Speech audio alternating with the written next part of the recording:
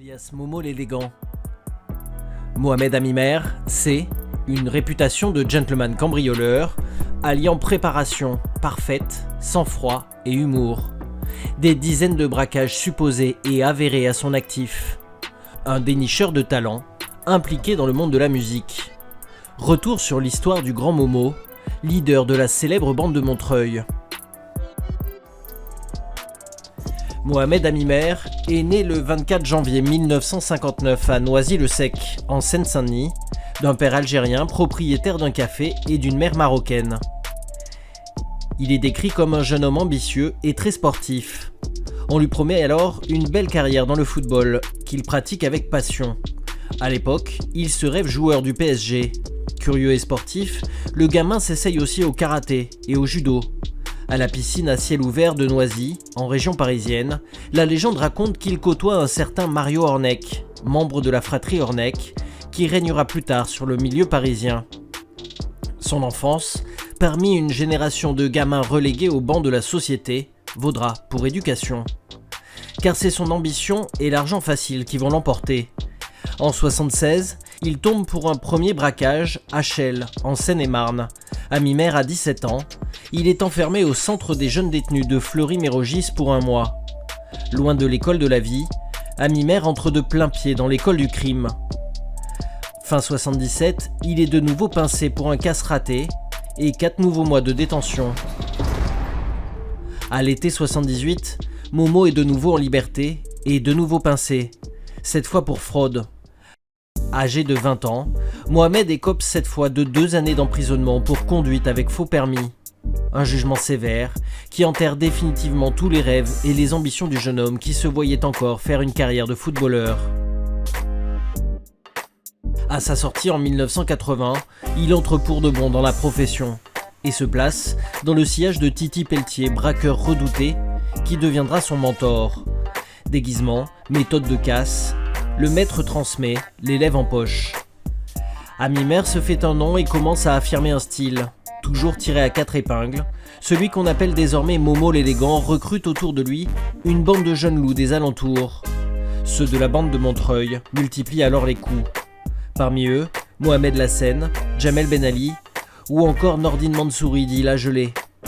L'équipe est soupçonnée de nombreux faits, mais jamais condamnée. Notamment pour le casse en novembre 83 d'une BMP où les braqueurs repartent au nez et à la barbe de la police avec plus de 500 000 francs, des lingots et des louis d'or.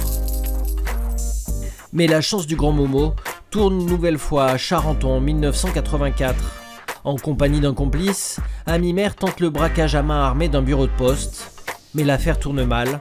La police prévenue rapidement arrive sur les lieux. Son complice parvient à s'enfuir, mais Amimer est coincé, direction la prison de Fresnes. Du fait des craintes qui pèsent autour de sa possible évasion, l'élégant est placé à l'isolement. Il a seulement 25 ans. Il est condamné à 8 ans de détention, mais sort finalement le 21 septembre 1989. Entre-temps, le milieu parisien a changé. Titi Pelletier assassiné. C'est un autre caïd de Montreuil qui a pris les choses en main, Claude Genova. Mais Amimer a autre chose en tête et ouvre sa propre discothèque, le Triangle, à Andilly, dans le Val d'Oise. Il mise sur la musique rail et participe à l'énorme boom des nouveaux artistes qui feront danser la France entière. De nombreux chanteurs s'y produisent, mais le Triangle est aussi un haut lieu du banditisme. On y côtoie notamment quelques grands noms de l'époque comme Antonio Ferrara. Mais Amimer n'a pourtant pas mis un terme à ses activités moins légales. Fiché au grand banditisme, il sait pourtant que ses marges de manœuvre sont étroites.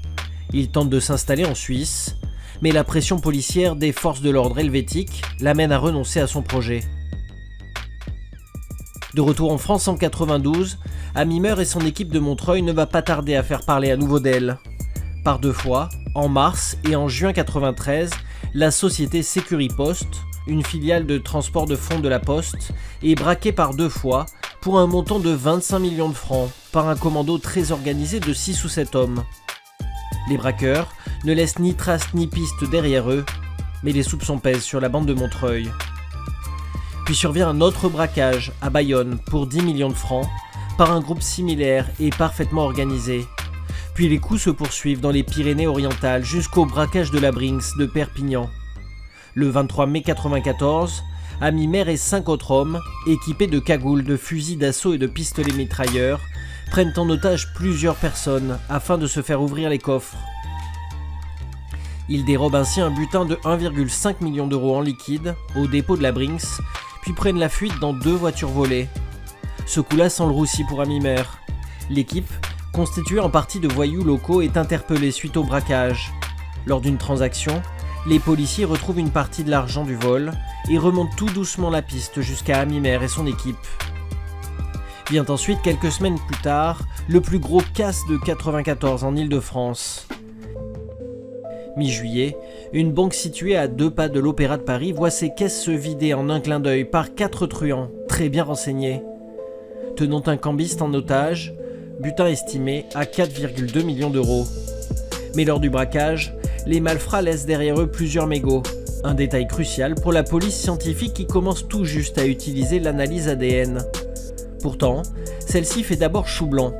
Elle identifie les ADN, mais à cette époque, le fichier des empreintes est encore maigre et aucun individu n'est identifié.